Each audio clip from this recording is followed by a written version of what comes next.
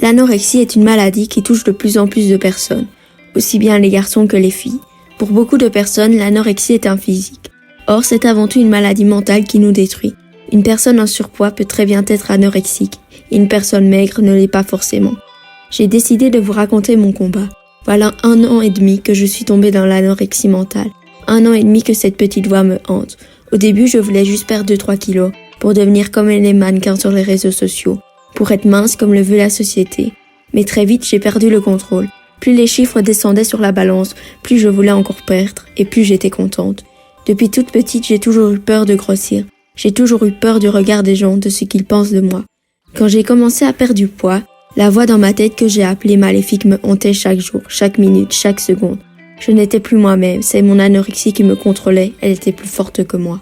Jusqu'au jour où je suis tombée à 30 kilos. J'avais perdu 20 kilos. Je n'étais plus qu'un cadavre, une morte vivante. Je vivais dans le corps d'une morte. Je me suis sentie partir. J'ai cru que j'allais mourir, que j'avais été trop loin. Je ne me nourrissais plus et je ne buvais plus. J'ai été hospitalisée en urgence. Je me suis retrouvée en chaise roulante et sondée. Maintenant, je me suis débarrassée de ma sonde il y a 1 mois et demi. Mais je suis toujours hospitalisée. Je reprends du poids petit à petit, pas toujours assez vite pour les médecins, mais j'y arrive à mon rythme. Même si ce n'est pas tous les jours facile, la maladie est parfois plus forte que moi.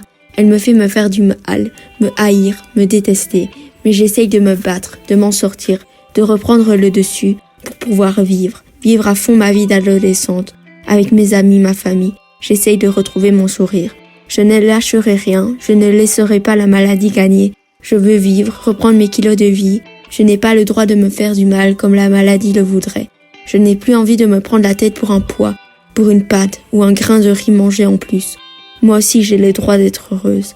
J'ai écrit et je partage ce texte pour soutenir toutes les personnes qui souffrent d'un trouble du comportement alimentaire et pour vous dire qu'on est fort. On va s'en sortir. Non, ce n'est pas juste un caprice, il ne suffit pas juste de remanger. C'est bien plus compliqué que cela. Courage, on va y arriver.